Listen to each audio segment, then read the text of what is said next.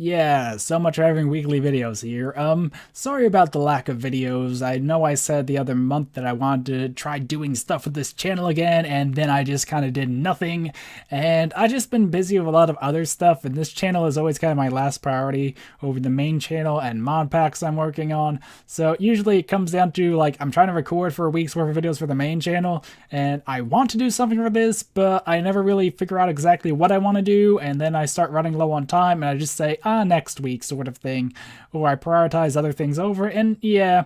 Anyway, I finally wanted to record something for this channel, and yeah, so pretty much recently, or at least kind of recently as of recording this, it's probably about a couple weeks old by the time this goes up, but yeah, Five Nights at Freddy's 4 was announced, and well, yeah, there is something I want to talk about this, because I remember back when the third game was coming out or just released around that time, I heard some criticism, I guess you would call it, about the series in general and how Scott, the guy who makes it, is milking the franchise. And I really take a bit of offense to that, not just because I like Five Nights, but just because of how people view that whole thing compared to other things. Like, here's the main thing that came to mind, because I think I was watching a Let's Play, a couple of people doing a Let's Play of something, and they commented on how Five Nights was milking it, sort of thing, just making more games for the sake of more money.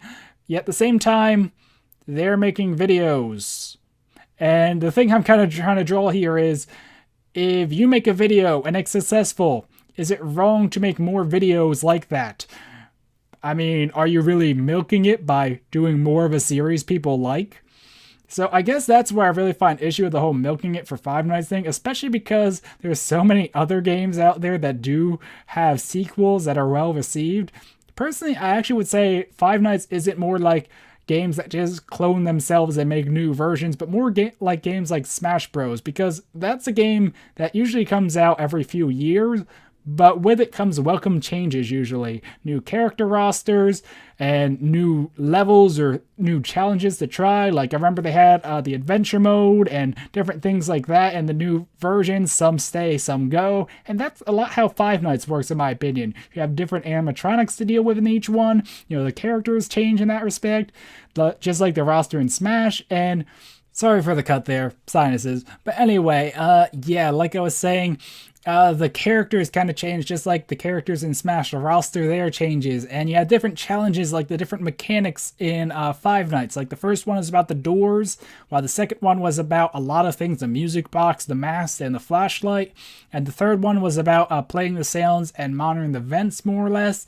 So, I don't know, it's just very interesting how the games change pretty much a lot. The core mechanics always is kind of the same there, though, about keeping the animatronics out. But the ways you go about it is very different for each game, so I don't know. I guess that's one thing I just kind of take a bit of offense to with Five Nights in particular, is that actually Really Freaking Clever made a video on that, and I'll probably put that in the description, because he did a good job summarizing how the series worked and the mechanics and stuff like that, and why the series is pretty awesome. But yeah, I don't know. It just seems odd to say you're milking it for a series where no two games are really that much alike in gameplay. I mean, they always have that core element, but they always change a lot too. So I don't know.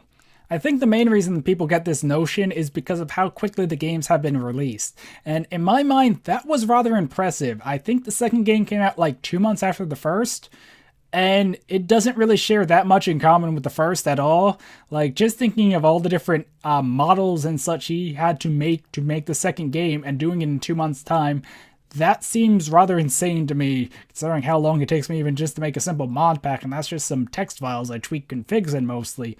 So, I don't know, it just seems rather impressive that he was able to make the second game so quickly, and it just seems kind of odd, because with a lot of games, I think players are kind of annoyed at how long the releases can be between them sometimes, and I don't know, if Five Nights 2 was released a year after Five Nights, well, it might not have had the same popularity then, because it would have been that thing from a year ago people might have forgot about. So in that respect, I guess it was kind of wise on his part to release a second game so quickly, but it's kind of more the thing, people wanted more, so he just gave them more, and now people seem to kind of complain about that. I don't know.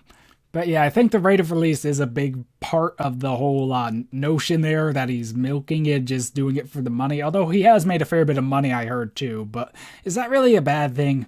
I mean, it's kind of hard to actually get a game to take off. He has been making games for years before that. So I don't know. That is the thing that I think a lot of people always overlook when anyone kind of becomes popular, is how much work they put in before that happened. And I don't know, it's just the thing. He makes games, people like him, he makes more games, and suddenly that seems like a bad thing and he's just doing it for money. Yet other people do it all the time in other mediums. Like a TV show is popular, so they make a spin-off of it, and people like the spin-off. So is that considered milking it too? I don't really know anymore. Well, I was going to wrap up the video, but yeah, I remembered one other thing. I think another reason I dislike why people say he's milking it is because the games aren't just like quick little crappy projects sort of thing. They're actually very detailed games, and I haven't heard of even many bugs in the games either. So, I mean, they're actually not just like some quick junk he throws out to make money. They actually do seem like a very well-polished game. They are kind of short, but they are still full games, and they're priced pretty well accordingly, in my opinion, so I don't know. Anyway, that's just my opinions and ramblings on this subject, and yeah, it will be interesting to see what Five Nights 4 is about. It did kind of look like he did intend for it to end on Five Nights 3, but maybe he did plan 4 all along. Maybe he decided after 3 was released and decided, you know what, I want to do one more. Who knows? But I don't know, I'm interested to see how that changes from the previous one, and hopefully the storyline finally gets a bit more closure than in the third one, although the third one did have a fair amount. But anyway, yeah, so sorry for not posting a video in so long. Hopefully I can keep up more consistent release here. I'm still not sure exactly what I want to do on this channel, besides occasional vlogs like this on things I'm thinking about, but I do want to try doing some other game stuff, but I've just been trying to focus on having other games on the main channel now, like Five Nights 1 and Besiege recently came out, I think. So yeah, anyway, that's it for this little vloggity thing, and goodbye.